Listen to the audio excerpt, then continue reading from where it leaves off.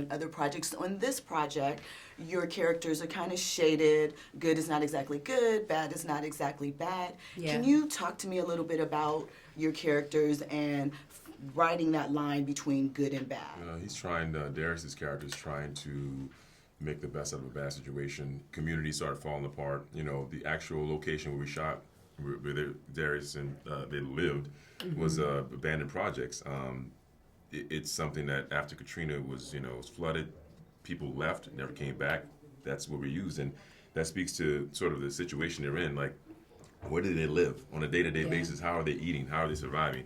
Everything is sort of like piecemeal. It's like a hustle. Like, what is the hustle of the day, and how do we get by? And in the relationship between Darius' character and Frank's character, the cops, like, we can work together.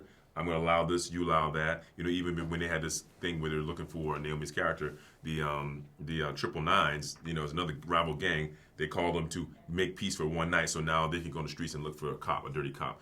There's so much, palm shaking under the table deals going on, backdoor deals, that it just seems like a world that we understand. And then we got, Naomie's character, and also Tyrese. Tyrese is in the middle, because Tyrese was a part of the community, and he gets swept up into this because he has no choice. Yeah. But he is that sort of the point of view or the perspective of the audience is like, how would you feel if you got pulled in and now you're sitting there front row, in the driver's seat or the passenger seat, watching this unfold, and you see someone like Naomie sort of willing to do what it takes and put her life on the line to sort of get the truth out there. And slowly you get pulled in. You go, wow, this is real. This is deep.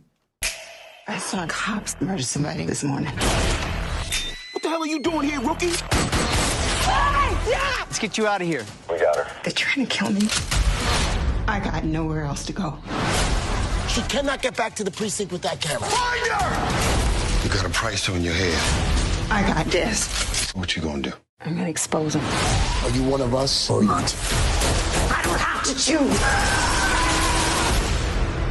So New Orleans was sort of an additional character for the film. I felt that it taking place in New Orleans really added and enhanced the story. What was your experience like working in New Orleans on this project, and what did you take away from it?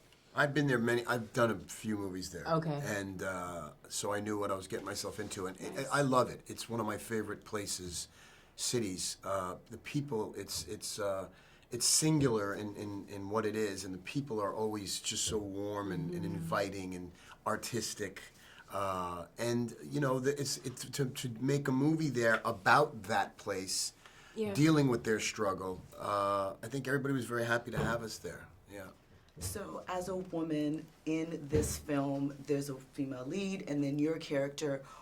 Can you kind of walk me through the thought process of being a woman kind of on the wrong side and wanting to reach out to your friends, so to speak, but having your loyalty to the people that you have been with for the last X amount of years? As a character, do you find that is something that, as a woman, we kind of ride the line of being supportive but having to pull back a bit? Yeah, I think, for one, she doesn't think anything that she's doing is wrong. Again, it's about survival. It's about how do we live in these circumstances.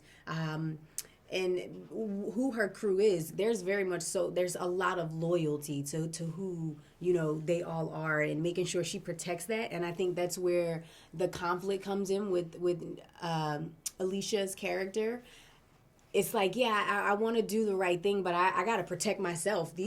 I won't be okay if I do what the right thing is. So that's where that conflict lies. And as a woman, wanting to do what's right, again, she doesn't think what she's doing is wrong. She's just trying to survive and protect herself, protect her kid at the end of the day.